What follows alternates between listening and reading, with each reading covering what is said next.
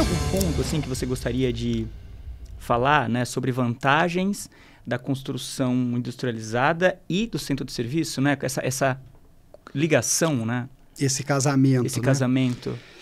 Eu sou suspeito para dizer, né? Porque estou inserido nisso, acredito nisso, vim para o projeto porque eu acreditava, sempre acreditei nesse modelo, né, de construção. E na participação do centro de serviço justamente para conseguir tornar mais competitivo e mais ágil. Né? Mais ágil, você ter peças expressas rápidas, de uma forma rápida. Então, a gente na história lá, né, falando um pouco sobre o mercado e como foi, né, para você criar uma cultura no mercado. Isso é a grande dificuldade. A gente tem muita contribuição do pessoal aí das usinas, né, trabalhando. Mas eu confesso que os interesses nem sempre são convergentes, né, Paulo? Então, lá atrás, quando a gente montou a fábrica linda, tudo montado, os equipamentos de ponta, tudo prontinho para começar a atender o mercado.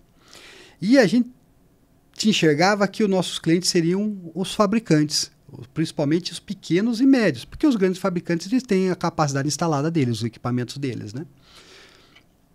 E aí, naquele momento, tudo prontinho, vamos dar o start, então vamos atrás dos projetos. E aí fomos conversar com fabricantes.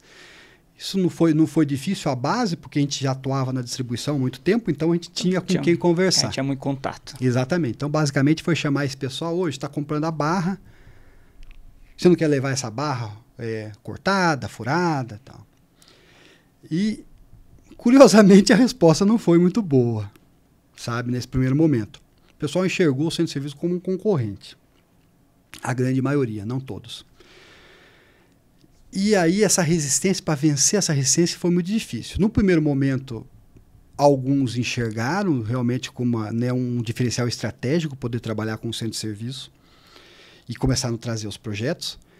E mais do que isso, entenderam que através do centro de serviço eles conseguiriam aumentar a capacidade de produção deles, né?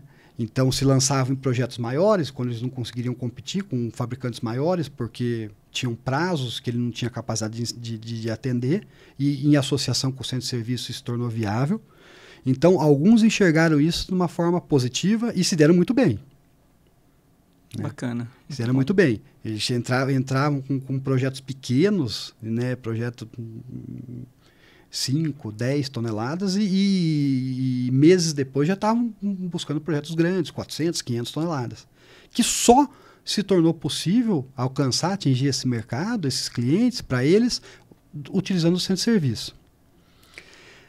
Aí depois a gente teve um segundo momento, né, que passou por uma crise, né, como a gente sempre tem. E aí muitos fabricantes desmobilizaram a sua fábrica. Eu lembro numa situação, a gente provocou, né, criou um workshop e levamos, né, um pessoal para conversar e mostrar um projeto, fazer visita, um tour na fábrica. E aí todo mundo olhando, curioso, meio desconfiado, alguns desconfiados e tal. E aí um dos visitantes lá me falou assim, mas o furo como que você faz? Foi eu cobro por furo. Ah, mas quanto que é um furo? E aí, na época, eu não lembro, o preço não mudou praticamente nada, a gente não teve inflação no centro de serviço. Mas eu falei, R$1,50 um furo.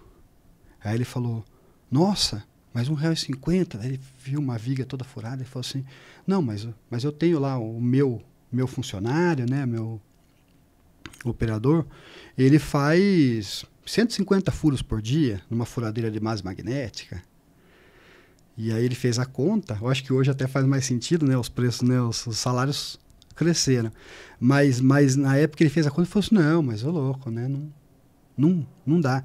Eu falei, e eu respondi, ele falou assim, sim, e quando ele não está fazendo furo, você não paga ele? Ele olhou com uma cara assim, mas não foi muito receptivo. Eu falei, e se ele fizer o furo no lugar errado, né, aqui você paga pelo furo e o furo no lugar certo. Então, tinha essa desconfiança, essas contas que faziam, né, muito, né, de novo, né, voltada para custo fixo e tal. E aí depois, por conta de uma crise, mudou, porque o pessoal acabou desmobilizando, teve que mandar a gente embora, e quando o mercado retomou, aí voltou a olhar um pouco para o centro de serviço com outro olhar. Falei assim, puta, eu vou contratar ou vou usar de um centro de serviço? Né? E aí teve esse segundo momento.